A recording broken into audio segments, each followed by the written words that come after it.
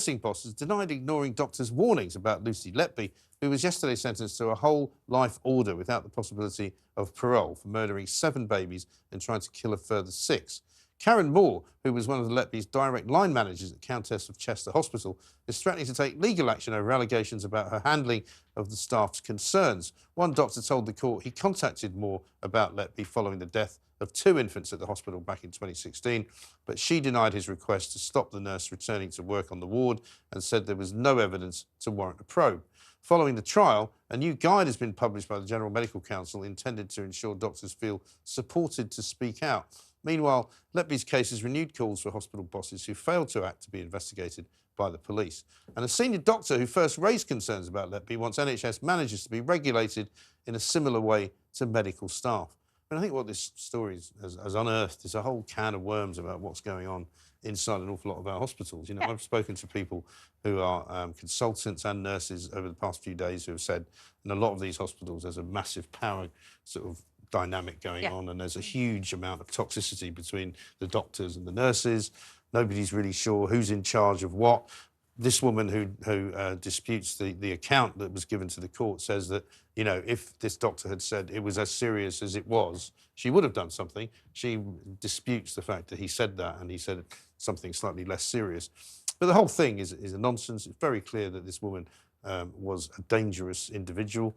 The fact that apologies had to be made to her baffles me. People say to me, oh, well, in every big organisation, things get missed. Well, they can't afford to miss things in the NHS. It's life or death. What upsets me most about this story is such old news, as in the story about lack of whistleblowers and the fact that there's this terribly hierarchical environment, particularly in hospitals, not the NHS, not so much across the world, but hospitals where you have consultants who are king of the world and you have managers and nurses who aren't listened to. Matthew Said wrote this in a book 10 years ago called Black Box Thinking that was all about how the NHS is the industry in our society that is the worst at correcting mistakes, spotting mistakes, and fails to learn. And allowing whistleblowers to speak, and they've learnt nothing. And it is the power grab thing as well, like you say. I mean, there's once upon a time, the gods of hospitals were consultants. I know there's some of them have a god complex, and they're often curious characters, but they all meant well and very skilled people.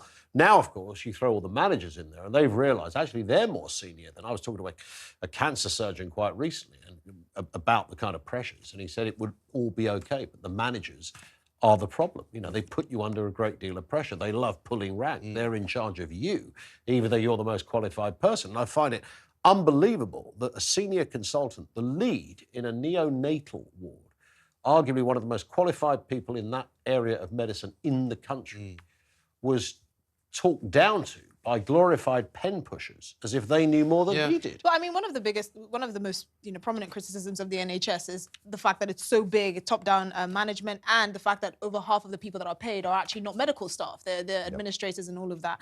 And so the argument is actually try and shrink the level of administration and this kind of bulk of people that are not actually medics, and then sort of give actual medics pay rises and a bit more control. But the reality is, everything we're saying here is pure speculation. This is the importance of having a full and thorough review. And it should have come sooner. They should have caught her sooner because we needed answers a lot sooner. This is, 7 years down the line? I mean, it's completely ludicrous. But I suspect these are the issues that will come up again in the inquiry once it's completed 3 years from now. Yeah.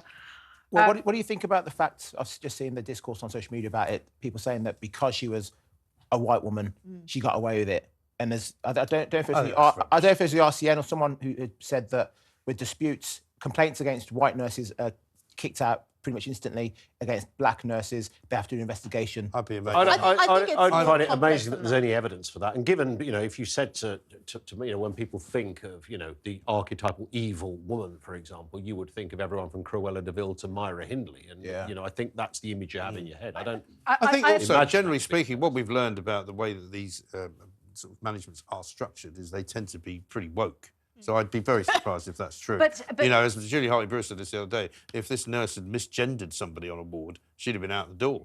That's true. I think never mind actually, when you murdering look at children, statistics, there clearly are racist complaints against non-white nurses, and we've all done stories where we've covered that of people in maternity wards saying, I don't want her or him being my nurse, and it has come back to issues of race. So that does exist in hospitals. So it makes sense there could be some sort of inverse of, if she'd had not many complaints made against her, because she's white, because statistically, if she was black, she would have had more complaints made against her.